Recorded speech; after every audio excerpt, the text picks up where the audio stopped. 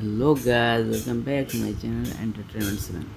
আজকে সকালে ঘুম থেকে উঠছি, উঠার বাদেও ফোন আইলো রনিদার যে সাপ ধরার গেছে, কেন সাপ ধরের লোকেশন দিয়েছে। এখন আমি যাই আর সকাল সকাল উঠিয়ে কিন্তু এই সাপ ধরার এক্সাইটমেন্ট শুনিয়ে আমি এক তিলে রেডি হয়ে গেছি। এখন আমি যাইতাম সাপ ধরাতে।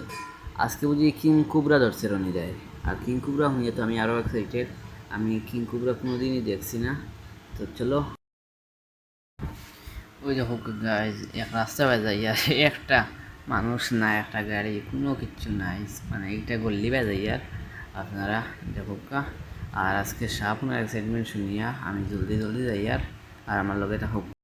আর ফাইনালি গাইজ আমি আইয়া গেছি লোকেশনে। আর ওই দেখো যতটুকু শুনছিলাম সাপ ডেঞ্জারাস, অতটুকুই। ওই দেখো সাপটা খুবই বড় সাপ, আমার লাইফের ফার্স্ট সাপ দেখছি, মানে কিংকুর। আর এত বড় সাপ, ইয়া মারলে আমি বয় করিয়া যে হে খিলা ধরলো সাপটা, আমারও একটা বয় লাগে। দাঁড় থেকে দেখিয়া ওই দেখো পানিও ছাড়িয়া দিছে, দেখো কি রকম করে সাপটায়। এখানে এইটা অত বড় সাপ, এটা কমন ব্যাপার, মানে এখানে এইরকমই সাপ থাকে।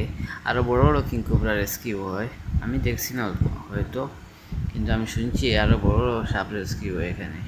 দেখো সালা ডরও লাগে না তার, দেখো কি রকম করে সাপটার লগে। আমি হয় কিংকোবরা, এখন এইটা নিয়ে রনি যায় জঙ্গলের ভিতরে ছাড়িয়ে দিবা। এখন এই কালা বস্তার ভিতরে ঢুকাইবা। আপনারা কেউ সাপ ধরা দেখছেন?